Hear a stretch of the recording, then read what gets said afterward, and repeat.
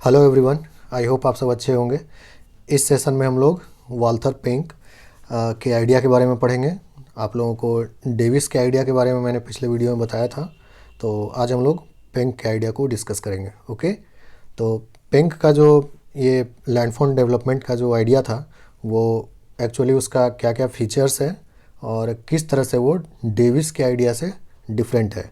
ठीक है, ये सब कॉन्सेप्ट्स को यहाँ पर कवर करने का कोशिश करेंगे। ठीक है, आपका जेपीएससी मेंस का जो ज्योग्राफी का सिलेबस है वहाँ पर ये दिया हुआ है दोनों। ठीक है, तो फिर स्टार्ट करते हैं इस सेशन को। सबसे पहले पेंक जो थे वो एक जियोलॉजिस्ट थे जो कि जर्मन में लिखा करते थे। ठीक है, तो इसीलिए इस सेशन में आप देखेंगे कि कई सारा वर्ड्स जो है थोड़ा सा आपको अजीबोगरीब लग सकता है ना, क्योंकि वो उनके लैंग्वेज, उनके नेटिव लैंग्वेज के टर्म में है। ओके, तो बट वो सब बहुत ज़्यादा नहीं है, तो कोई प्रॉब्लम नहीं होगा आपको। His ideas were based on his geology background, है ना, उनका बैकग्राउंड जो था जियोलॉजी का था। और जैसे इनका क्या कहना था कि जो लैंडफॉर्म्स हैं आपके आसपास, जो भी लैंडफॉर्म्स आप देखते हैं, वो किस चीज़ का फंक्शन है या किस चीज़ का एक्सप्रेशन है।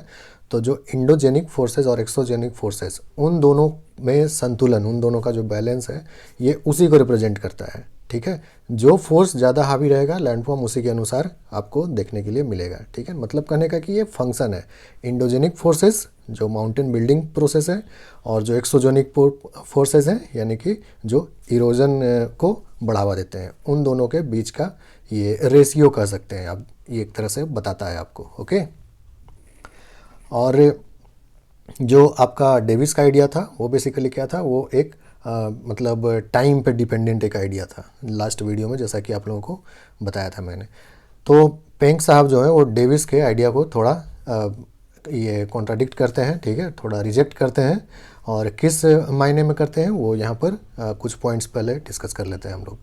तो सबसे पहले तो ये लैंडफॉर्म डेवलपमेंट का एक थ्योरी है। ठीक है, लैंडफॉर्म डेवलपमेंट का इवोल्यूशन नहीं। देखिए, वर्ड्स जो होता है वो भी बहुत इंपॉर्टेंट होता है। ओके, जब आप इस तरह का क्वेश्चन का आंसर दे रहे होते हैं तो वर्ड्स का चॉइस जो है वो बहुत इंपॉर्टेंट होता है। आपके वर्ड्स का चॉइस जो है रिफ्लेक्ट करता है कि आपका अंडरस्टैंडिंग कैसा है वहाँ पर। ठीक है, तो इसीलिए इवोल्यूशन ये जो है एक टाइम का डिपेंडेंसी दिखाता है ना। तो इस तरह का वर्ड्स यूज़ करने से बचे थे पेंक साहब, ताकि ऐसा ना लगे कि उन्होंने डेविस का आइडिया को ही कॉपी किया है। ठीक है, तो वो डेवलपमेंट का बात करते हैं, लैंडफॉर्म डेवलपमेंट का, नॉट इवोल्यूशन। ओके, सेकेंड, वो टाइम इंडिपेंडेंट था उनका अप्रोच। टाइम को वैल्यू देते थे लेकिन उतना नहीं जितना कि डेविस साहब देते थे।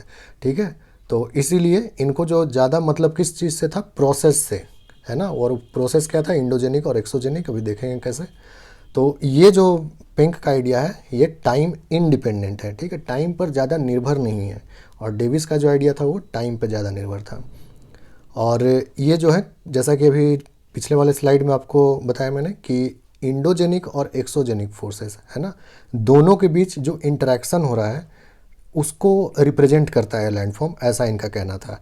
ठीक है, तो अभी उसको, और हम लोग जानते हैं कि डेविस जो थे वो मोस्टली इग्नोर किए थे इंडोजेनिक फोर्सेस का। वो कहाँ पर यूज़ किए थे, बस बोल दिए कि एक फीचरलेस प्लेन था, उसके बाद सडन और रैपिड अपलिफ्टमेंट हो गया माउंटेन का। ओके, वहाँ पर थोड़ा सा वो इंडोजेनिक फोर्स का बात किए हैं, और एक्सोजेनिक में बस वो फ्लूवियल या रिवर इरोजन का बात करते थे। ये भी जो है आपको बताया था मैंने। तो कहने का मतलब कि वो जो है मोस्टली इग्नोर करते थे इन दोनों फोर्सेस को, और क्योंकि एक्सोजेनिक और भी फोर्सेस होते हैं, इंडोजेनिक को तो बिल्कुल भी वो वैल्यू नहीं दिए स्टार्ट करने के बाद अपना थ्योरी। लेकिन पेंक जो है वो कहते हैं कि इंडोजेनिक और एक्सोजेनिक फोर्सेस का जो रोल है वो सबसे ज़्यादा इंपॉर्टेंट है लैंडफॉर्म डेवलपमेंट में। ओके, तो ये सब कुछ डिफरेंसेस है दोनों के बीच जो आपको जानना चाहिए, क्योंकि अगर कंपैरिजन पूछ दिया आपसे, compare the ideas of Davis and Penck, तो आपको ये सब कॉन्सेप्ट क्लियर होना चाहिए। अच्छा, अब पिंक का आइडिया के बारे में अगर बात किया जाए तो ये बिल्कुल भी पता है आपको, अभी जस्ट डिस्कस किए कि डेविस का आइडिया को रिजेक्ट करते थे। डेविस साहब जो बोलते थे कि जो लैंडफॉर्म है दैट इज़ ए प्रोडक्ट और function of structure, process and stage, ये सब हम लोग डिस्कस किए थे लास्ट सेशन में। पिंक साहब कह रहे हैं कि जो लैंडफॉर्म्स हैं वो एक्सप्रेशंस हैं फेज का, है ना। और फेज किस पे डिपेंड करता है, अपलिफ्टमेंट और डिग्रेडेशन पर, है ना। यानी कि again upliftment endogenic process, degradation exogenic process, है ना। तो अपलिफ्टमेंट का जो भी प्रोसेसेस है उसको भी ये इंपॉर्टेंस दे रहे हैं, और डिग्रेडेशन का जो भी प्रोसेस है सबको इंपॉर्टेंस दे रहे हैं, ठीक है। कोई एक एक्सोजेनिक फोर्स को ही नहीं ये इंपॉर्टेंस दे रहे हैं जैसे कि डेविस साहब कर रहे थे, ठीक है। तो पेंक का ये मानना था, ओके। अब देखिए पेंक का जो जैसे डेविस में हम लोग स्टेज पढ़ते थे, है ना, यहाँ पर भी फेज़ पढ़ते हैं, ठीक है। Choice of word again very important. Phase, stage जो होता था डेविस का वो टाइम डिपेंडेंट था, फेज जो है पेंक का वो टाइम इंडिपेंडेंट है। वो किस पे डिपेंडेंट है? एक्सोजेनिक और इंडोजेनिक फोर्सेस पर, ठीक है। उन दोनों का रेशियो को ये दिखाता है। तो 3 फेज़ है लैंडफॉर्म डेवलपमेंट में, फेज़ ऑफ वैक्सिंग और ग्रोथ यानी माउंटेन बिल्डिंग फेज़, उसके बाद कांस्टेंट ग्रोथ, है ना, कांस्टेंट ग्रोथ अभी हम लोग आगे डिस्कस करेंगे क्या होता है मतलब इसका, और लास्ट है वेनिंग फेज़। वेनिंग फेज़ यानी कि धीरे धीरे वो कम होता जाएगा माउंटेन का हाइट, ठीक है। तो मतलब आपका इरोजन का फेज़ जिसको कह सकते हैं, इरोजन हावी रहता है वहाँ पर। तो phase of waxing, phase of constant growth और फेज़ ऑफ वेनिंग। अब देखिए इन तीनों फेजेस के लिए ये कुछ वर्ड्स दिए थे, ठीक है। जैसा कि आपको बताया वो जर्मन में लिखा करते थे, तो इन सब वर्ड्स को भी अगर आप याद रखेंगे, देखिए इनका प्रोनाउंसिएशन एक्चुअली में क्या होता है वो मुझे भी नहीं पता, ठीक है। सब लोग अलग अलग तरह से इसको प्रोनाउंस करते हैं, लेकिन आप जो है इन वर्ड्स को अगर ध्यान रखिएगा तो ज़्यादा सेंस बनेगा, आपका आंसर ज़्यादा बेहतर लगेगा देखने में, है ना। इनके अलावा जैसे कि डेविस में हम लोग देखे थे कि एक पहले स्टार्ट होता है कहाँ से? फीचरलेस प्लेन से, ओके। उसके बाद फिर कुछ स्टेज जाता है और लास्ट में फिर हम लोग देखे थे अगेन जो है एक जेंटल स्लोपिंग लैंड बन जाता है, ठीक है। तो उसी तरह जो स्टार्ट हो रहा था फीचरलेस प्लेन से वहाँ पर, है ना, तो यहाँ पर भी जब स्टार्ट हो रहा होता है तो उसके लिए भी एक नया एक वर्ड दिए थे ये, जिसको कहते हैं प्राइमा रम्फ।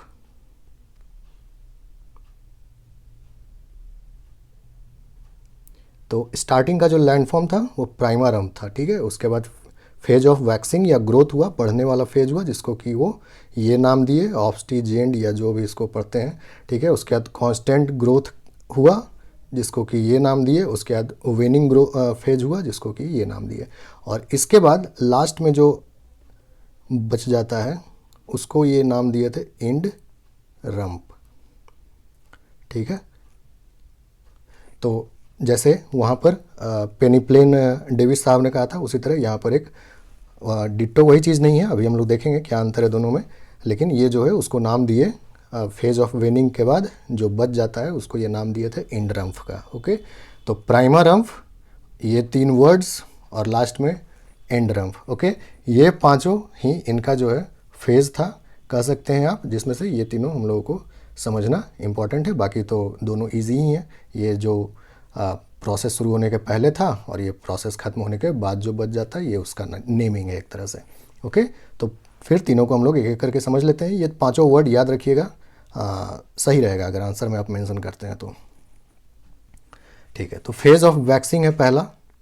फेज़ ऑफ वैक्सिंग में क्या हो रहा है कि एक्सेलरेटिंग ग्रोथ ऑफ लैंडफॉर्म, यानी अपलिफ्टमेंट इरोजन से ज़्यादा है ना।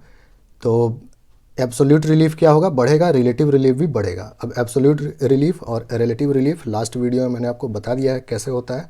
एब्सोल्यूट रिलीफ यानी कि जो माउंटेन का हाइट है उसका बात हो रहा है, और रिलेटिव रिलीफ जो है इसका हाइट और जो आपका वैली फ्लोर है ना, जो वैली फ्लोर लाइन है, ओके, जिसको थालवेक कह रहे थे वहाँ पर, लास्ट वीडियो देखे होंगे तो समझ पा रहे होंगे। इन दोनों के बीच का मतलब आप डिफरेंस कर सकते हैं, ठीक है। तो मतलब इन दोनों का रिलेटिव हाइट जिसको कहते हैं, तो वही रिलेटिव रिलीफ होता है, ठीक है। तो पहले फेज़ में जो फेज ऑफ वैक्सिंग है उसमें दोनों इंक्रीज़ होगा, एब्सोल्यूट हाइट भी और रिलेटिव हाइट भी, ठीक है। आपका एब्सोल्यूट हाइट कैसे बढ़ता था? जबकि आपका अपलिफ्टमेंट का रेट ज़्यादा होगा, है ना, और इरोजन का रेट कम होगा, तो एब्सोल्यूट रिलीफ बढ़ेगा। रिलेटिव रिलीफ क्यों बढ़ेगा? अगर आपका जो डाउन कटिंग हो रहा था, है ना, जिसको वैली डीपनिंग कर रहे थे, उसका रेट ज़्यादा होता है, और जो माउंटेन का लैटरल इरोजन है वो कम होता है, तो फिर रिलेटिव रिलीफ भी बढ़ता है, ठीक है। तो ये सब कॉन्सेप्ट मैंने बता दिया था, नहीं समझे हैं तो पिछला वीडियो एक बार फिर से देख लीजिएगा। तो ये है फेज ऑफ वैक्सिंग का। फेज ऑफ कांस्टेंट ग्रोथ का अगर बात किया जाए तो यहाँ पर देखिए, अब कांस्टेंट ग्रोथ इसलिए इसको कहते हैं क्योंकि यहाँ पर क्या है कि रिलेटिव रिलीफ जो है, रिलेटिव रिलीफ वो कांस्टेंट रहता है, क्योंकि समिट इरोजन और वैली डीपनिंग जो है ये दोनों का रेट लगभग बराबर होता है, ओके।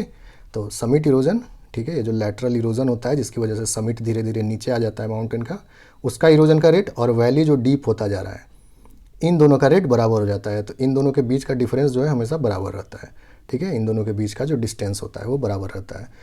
तो रिलेटिव रिलीफ कांस्टेंट है, इसलिए फेज ऑफ कांस्टेंट ग्रोथ कहते हैं। ये नेक्स्ट स्टेज होता है आपका लैंडफॉर्म डेवलपमेंट का।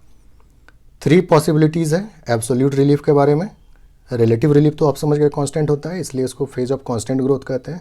एब्सोल्यूट रिलीफ का के साथ 3 फेज आता है यहाँ पर।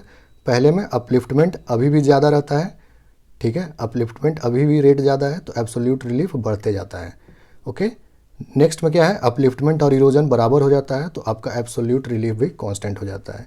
और लास्ट स्टेज फेज में क्या होता है, अपलिफ्टमेंट कम होता है, इरोजन ज़्यादा होता है, तो आपका एब्सोल्यूट रिलीफ कम होने लगता है, ठीक है। तो रिलेटिव रिलीफ कांस्टेंट रहेगा फेज ऑफ कांस्टेंट ग्रोथ में, और एब्सोल्यूट रिलीफ 3 फेज से गुजरेगा, ओके। नेक्स्ट है फेज ऑफ वेनिंग। यहाँ पर आपको पता है कि कम होता जाएगा रिलेटिव हाइट भी और एब्सोल्यूट हाइट भी, ओके। क्योंकि यहाँ पर जो है आपका वैली डीपनिंग नहीं रह जाएगा, आपका मैक्सिमम जो है सिर्फ लैटरल इरोजन, अपलिफ्टमेंट का रेट नहीं रहेगा बिल्कुल भी, और सिर्फ इरोजन का ही, मतलब जो इरोजिव फैक्टर है वो ज़्यादा वर्क करेगा, और इसीलिए यहाँ पर रिलेटिव हाइट, एब्सोल्यूट हाइट दोनों जो है कम होता जाता है, ठीक है। जैसा कि यहाँ पर पहला दोनों पॉइंट जो है उसी को तीसरा पॉइंट एक्सप्लेन कर रहा है, ठीक है। Upliftment rate less than erosion, summit erosion is more than valley deepening, ठीक है। तो ये सिंपल है। तो फिर हाइट जो है धीरे धीरे कम हो जाएगा माउंटेन का, रिलेटिव हाइट, एब्सोल्यूट हाइट दोनों। तो यही 3 मेन फेज था पेंक का, ओके। और लास्ट में जो आपका फेज ऑफ वेनिंग के बाद जो बच जाता है उसको कहते हैं, इसको ये नाम दिए एंडरम्फ, है ना। और उस पर जो रेजिस्टेंट रॉक फीचर्स रहेगा उसको इंसेलबर्ग बोले।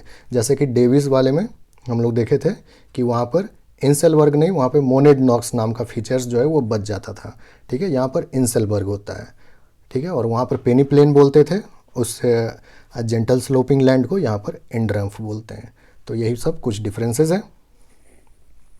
ये ग्राफ है जैसा कि पिछला ग्राफ में बताए थे, इसका हर एक एलिमेंट इंपॉर्टेंट है, नेमिंग आप और कर सकते हैं, ठीक है। फेज ऑफ वैक्सिंग दिखा रहा है ये फेज ऑफ कांस्टेंट ग्रोथ है, ये फेज ऑफ वेनिंग दिखा रहा है, ठीक है। तो आपको पता है कि ये जो ऊपर वाला लाइन शो होता है ये समिट के हाइट के बारे में रहता है, ये वैली फ्लोर लाइन रहता है ना, जिसको थैलवेग कहते हैं आपका। तो जैसा कि आप यहाँ पर देख पा रहे हैं, पहला जो फेज है ये वाला फेज ऑफ वैक्सिंग ग्रोथ का, इसमें ऊपर हम लोग देखे रिलेटिव हाइट, एब्सोल्यूट हाइट दोनों बढ़ रहा था। तो आप देख पा रहे हैं एब्सोल्यूट हाइट बढ़ा, रिलेटिव हाइट यानी कि समिट और ये जो बेस आपका फ्लोर लाइन है, वैली फ्लोर लाइन, दोनों का बीच का डिस्टेंस भी बढ़ रहा है ना।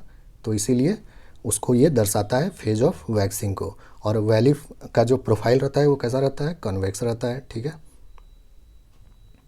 वैली का प्रोफाइल कन्वेक्स रहेगा, फिर स्ट्रेट रहेगा, और लास्ट में फिर आपका यू शेप हो जाएगा, ठीक है। या फिर आप उसको कनकेव कह सकते हैं। तो ये वही दिखा रहा है। नेक्स्ट फेज जो है फेज ऑफ कांस्टेंट ग्रोथ, आप देखिए कि यहाँ पर समिट का हाइट और वैली फ्लोर लाइन जो है, इन दोनों के बीच का डिस्टेंस सेम रहेगा, है ना। इसलिए तो रिलेटिव डिस्टेंस सेम था, रिलेटिव हाइट सेम था, इसलिए फेज ऑफ कांस्टेंट ग्रोथ कहे थे उसको, है ना। तो दोनों सेम है। लेकिन एब्सोल्यूट हाइट के बारे में बताया क्या कि सेकेंड फेज में 3 फेज से गुजरता है ना। पहले फेज में एब्सोल्यूट हाइट बढ़ते रहता है, फिर कांस्टेंट होता है एब्सोल्यूट हाइट, उसके बाद एब्सोल्यूट हाइट फिर कम होना शुरू हो जाता है। तो उसको यहाँ पर शो किया गया है।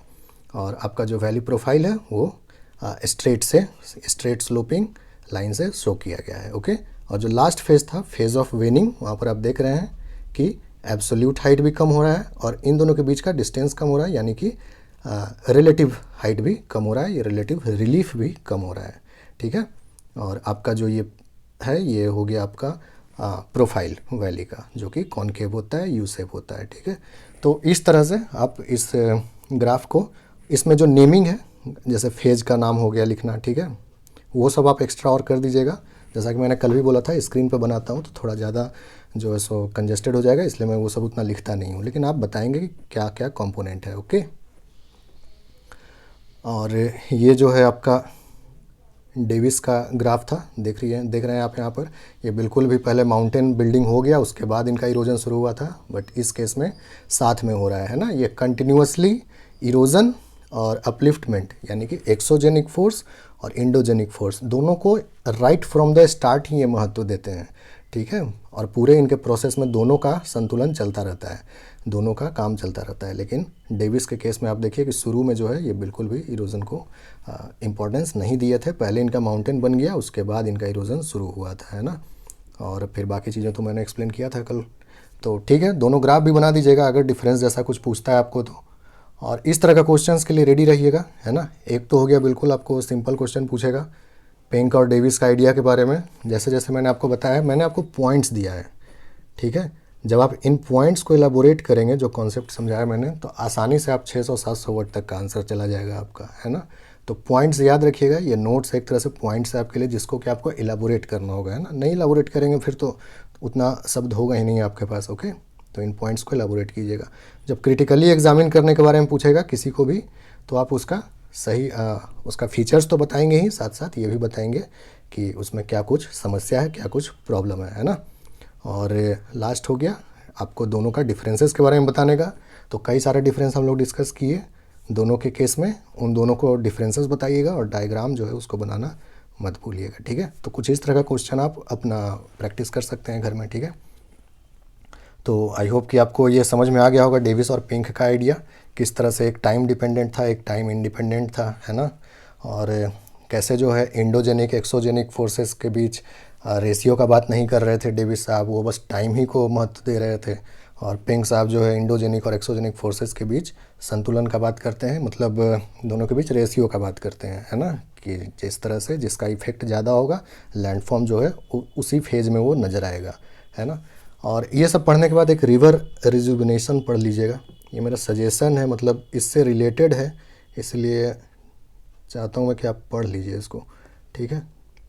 ऐसा ही छोटा सा बिल्कुल टॉपिक है, कहीं कोई नोट्स जैसा अगर कुछ पूछ दिया तो एक बार पढ़ लीजिएगा। रिवर रिजुविनेशन का कॉन्सेप्ट है ना।